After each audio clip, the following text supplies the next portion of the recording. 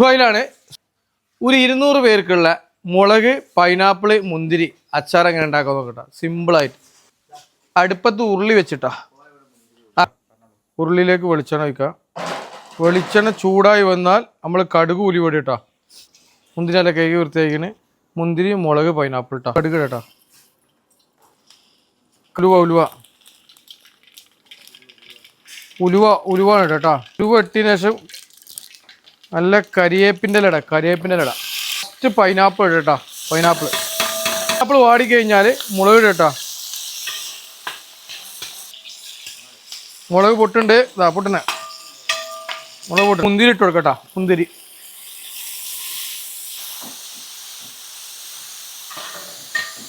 വെളുത്തുള്ളി പേസ്റ്റ്. അടുത്തത് ഇഞ്ചി പേസ്റ്റ്. കുറച്ചൊരു വെള്ളം ഒഴിക്കട്ടോ. ആണിച്ചക്കര ഇടട്ടോ. ചക്കര ആണിയാലും സാധാരണ കുഴപ്പമില്ല. ദൂരം കേട്ടോ. ചക്കരൊക്കെ ഏകദേശം വറ്റിണ്ടാ. വറ്റി വരണ്ട. കുറച്ച് കാശ്മീരി ചില്ലിപ്പൊടി ഇടാം. കാശ്മീരി ചില്ലി കളറിന് വേണ്ടിയിട്ടാ. കുറച്ച് അച്ചാറുപൊടി ഇടാം. അച്ചാറുപൊടി. പഞ്ചസാര ഇടാം. പഞ്ചസാര കാരണം അച്ചാറിൻ്റെ കളർ തന്നെ ചുവന്ന കളറായി മാറിയിട്ടാ.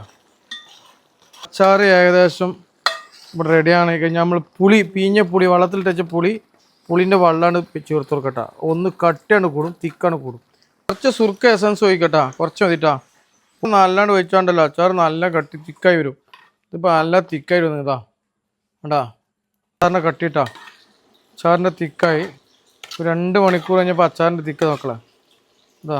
വീഡിയോ ഇഷ്ടപ്പെട്ടാൽ ഷെയർ ചെയ്യുക, ലൈക്ക് ചെയ്യുക, കമൻറ്റ് ചെയ്യുക. വീഡിയോ ഇഷ്ടപ്പെട്ടില്ലെങ്കിൽ ഷെയർ ചെയ്യുക, ലൈക്ക് ചെയ്യുക, കമൻറ്റ് ചെയ്യുക. അടുത്ത വീഡിയോയിൽ കാണാം. Okay, bye.